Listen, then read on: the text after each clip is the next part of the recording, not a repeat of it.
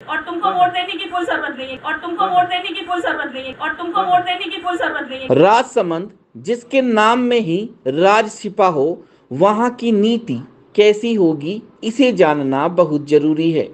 नियति कहो या किस्मत, कभी राजसमंद वाले राजनीति के धुरंधर यहाँ पर राज नहीं कर पाए। दिल्ली हो या जयपुर, कम ही यहाँ के मूल निवासी होंगे जिन्होंने राजसमंद की पैरवी वहाँ की हो। करीब 3 दशक पहले उदयपुर जिले से अलग हुए उत्तरी मेवाड़ के प्रमुख अंग राजसमंद को अभी राजनीतिक रूप से मेवाड़ से अलग होना बाकी है। यहाँ की राजनीति में स्थानीय प्रत्याशियों की मांग हर बार उठती है, लेकिन राजनीति के बड़े चाणक्यों की चाल की भेंट चढ़ते हुए शोर में कहीं दब जाती है। वैसे 2023 के विधानसभा चुनाव और इस माह होने जा रहे लोकसभा चुनाव के लिए पहली बार ही देखा गया कि मेवाड़ की जनता ने चूं तक नहीं बोला। बोलती भी क्यों? इस मेवाड़ के लिए अपना सर्वस्व न्यौछावर करने वाले महाराणाओं के वंशज महाराज कुंवर के बाद अब कवरानी साहिबा चुनाव मैदान में जो थी। महाराज कुंवर तो अपने सौम्य स्वभाव और मेवाड़ की जनता के प्यार से विधायक बन गए, पर अब बारी कवरानी जी की है। भारतीय जनता पार्टी की प्रत्याशी हैं, इसलिए उनका सांसद बनना भी आसान लग रहा है। परंतु शुक्रवार को एक चुनावी संबोधन में राजसी अहंकार सामने आ गया। जिस तरह कवरानी साहिबा महिमा कुमारी मेवाड़ ने एक कार्यकर्ता को टोका, उससे तो लग रहा है कि आसान जीत में खुद ही रोड़ा न बन जाए।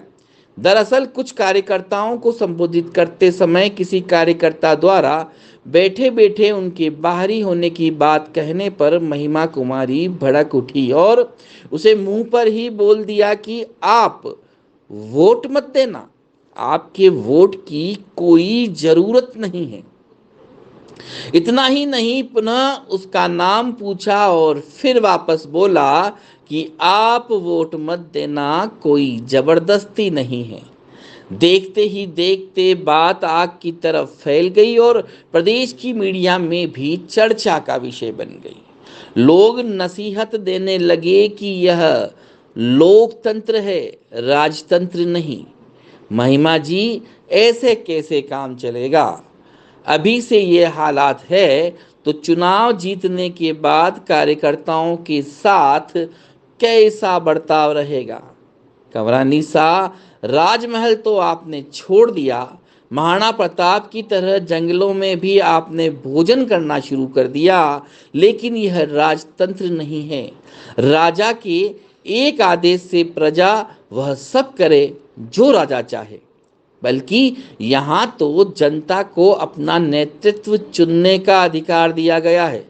वह किसी दबाव या प्रभाव में अपने मत का उपयोग नहीं करेगा। ऐसे में आपने कार्यकर्ताओं की इज्जत नहीं की, उनकी भावनाओं का सम्मान नहीं किया, तो कैसे काम चलेगा? कवरानी साहिबा, राजसी अहंकार को छोड़ना पड़ेगा, कार्यकर्ताओं का सम्मान तो करना पड़ेगा। तो सही बात ये है, और काम समय से सबको मिलेगा। और पहले अपने अंदर आप लोग मजबूत लाइए, यूनिटी बनाइए, एक साथ सबको साथ लेके चलिए। अपने पूर्वज इतनी बड़ी लड़ाई लड़े हैं, ये तो बहुत ही छोटी सी लड़ाई है, पर सबको साथ लेकर जब हमारे अंदर सबके अंदर प्रेम और स्नेह होगा तभी हम आगे जा सकते हैं।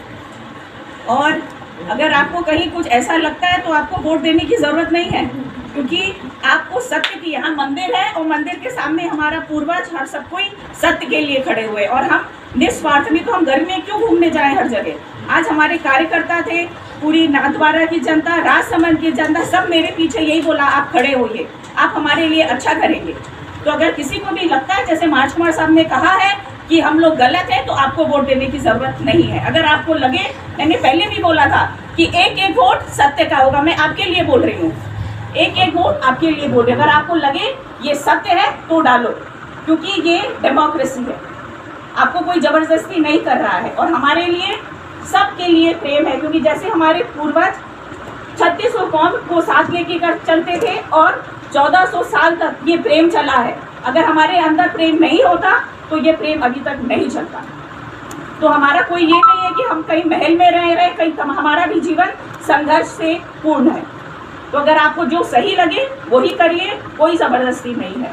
और जो मेरा काम है केंद्र में अपने लोगों पूरे राजसमंद के लिए काम करने का, मैं पूरा मन लगा के काम करूंगी। बीजेपी का